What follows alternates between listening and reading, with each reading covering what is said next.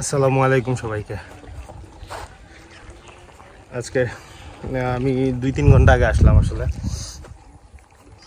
এই যে হাঁসগুলা সবগুলা পুকুরে, তো আস্তে আস্তে আসলে একটু দেরি হয়ে গেছে। আমি কালকে রাতে আসতে পারি নাই। আজকে ভোরে ঢাকা থেকে রওনা দিয়েছিলাম 7টার সময়। তো তারপরে বাসায় আসলাম, বাসায় এসে এরপরে খামার আসলাম। তো আস্তে আস্তে একটু দেরি হয়ে গেছে, প্রায় 12টা বেজে গেছে। 11:30 সাড়ে 11টা 12টাই বাজছে। 12টার সময় আমি এসে পৌঁছে আর কি। তো আমরা এখন আমাদের সবচেয়ে বড় স্ট্রাগল যেটা, সেটা হচ্ছে আমাদের লোক নাই। আমরা 2টা লোক দিয়ে কন্টিনিউ করতেছি, এটা এখন আমাদের সবচেয়ে বড় স্ট্রাগল।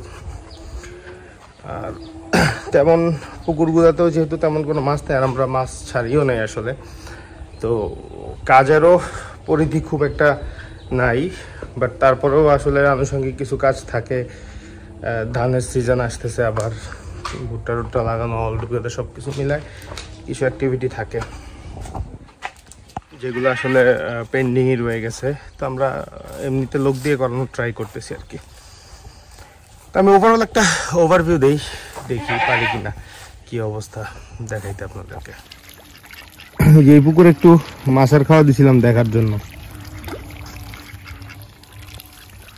আসলে পুকুরে মাছ না থাকার কারণে পুরা পুকুরের দখল হাঁসের কাছে।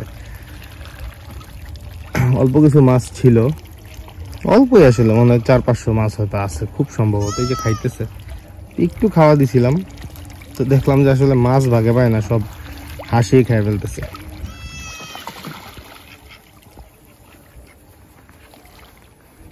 যে এটা আমাদের একদম সর্বপ্রথম ভেড়া খামারের, না সরি, এটা ওই প্রথম ভেড়ার বাচ্চাটা, এটা সরি। ভেড়াগুলা ওই যে এই ভেড়াটা বাচ্চা মা খুঁজতেছে, ভ্যা ভ্যা করে ডাকতেছে।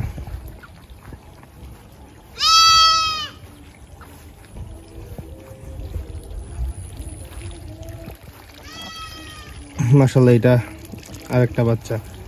5টা বাচ্চা এখনো নতুন করে হয়েছে আমাদের। দেখাইছিলাম আগের কোনো একটা ভিডিওতে, শেয়ার করছিলাম বাচ্চাগুলা। তো মাশাআল্লাহ সুস্থ আছে সবগুলা বাচ্চাই, মাশাআল্লাহ দেখলাম তো আজকে আমি সুস্থ আছে সবগুলাই। এই যে একটাই ছাগল আমাদের, এটা আসলে রয়ে গেছে আর কি। এটা আমাদের ভেড়ার মেইন পাঠাটা, মাশাআল্লাহ। মুরগিগুলো এই যে এখানে কয়েকটা মুরগি, এই রাতাটার সাথে এই 3টা মুরগি ঘুরে আর কি। বাকিগুলো সবগুলো আছে এদিকে সেদিকে।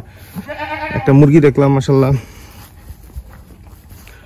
বাচ্চা দিছে, অনেকগুলো বাচ্চা, 18টা ডিম নিয়ে বসছিল। দাঁড়ান দেখাই আপনাদেরকে। উঠে নাই, আমি জানি না কয়টা ডিম ফুটছে, আমি দেখছি কিচিরমিচির করতেছে বাচ্চাগুলো। সো মোস্ট লাইকলি হয়তো অনেকগুলোই হয়ে গেছে। এই যে দেখেন মাশাআল্লাহ অনেকগুলো বাচ্চাই ফুটছে।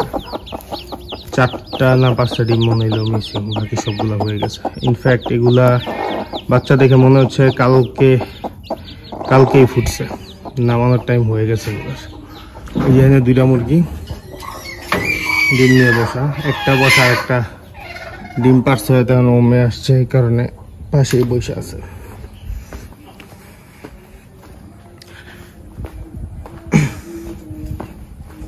যে একটা সবগুলা ভেড়া এখানে, যে কয়েকটা আমাদের এই বেড়াগুলা বন্যায় ভাঙার পরে আপনারা তো জানেন এগুলো অনেক দিক দিয়ে ড্যামেজ হয়েছে।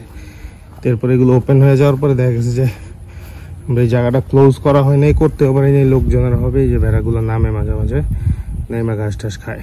যে এটা বাচ্চা সহ ভেড়া। এই যে ঘাস ক্ষেতের অবস্থা, আমি আসলে কনফিউজড। ঘাস ক্ষেতের অবস্থা ভালো না। বন্যার পরে আসলে এই সবগুলা ঘাস মারা যাওয়ার কারণে এখন যে নতুন করে এই যে আর মাত্র এই ক্ষেতটা পুরাটা বাকি আছে। আর ওই যে পুকুর পাড়ে দেখতেছেন এখানে কিছু ঘাস আছে, আর এখানে এই বড় ক্ষেতটায় কিছু ঘাস আছে, বাকি মোটামুটি সব ঘাসই শেষ।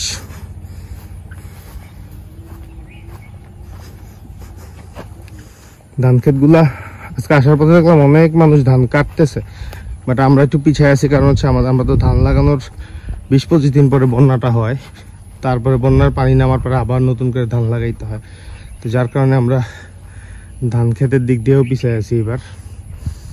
এই যে এই দেখেন এই পাশের ক্ষেতটা ওরা আমাদের 20-25 দিন আগে এই ধানটা লাগাইছে, ওদেরটা আরও একটু বড় হয়ে গেছে আমাদেরটা থেকে। সো আমরা ধান ক্ষেতটা আমাদের মনে আরও 15-20 দিন পরে হয়তো ধান আসা শুরু হবে। একটা ক্ষেতে দেখলাম কিছু কিছু ধানের আটি বের হওয়া শুরু হয়েছে, বাট আরও 15-20 দিন লাগবে প্রপারলি আসতে আটিগুলা।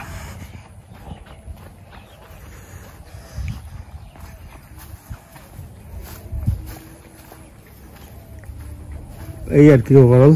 দেখি পুকুরে মাছগুলার একটু খাওয়া দিব আজকে বিকালে। সকালের খাওয়া তো ওরা দিয়ে দিচ্ছে, তো বিকালের খাওয়াটা দিলে মাশাআল্লাহ ভেড়ার বাচ্চাগুলো দেখেন সবগুলাই ঘাস খাওয়া ধরছে।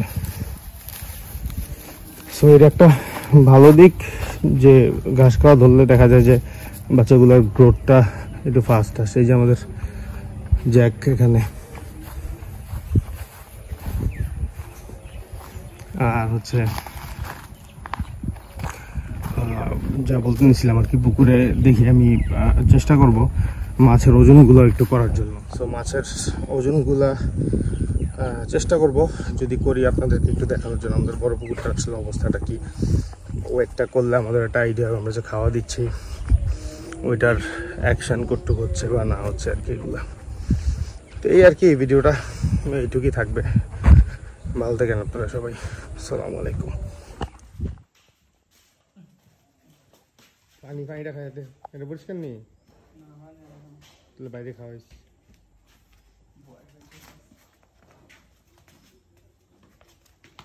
আস্তে আস্তে বাড়ি বুড়ি খাওয়াইস।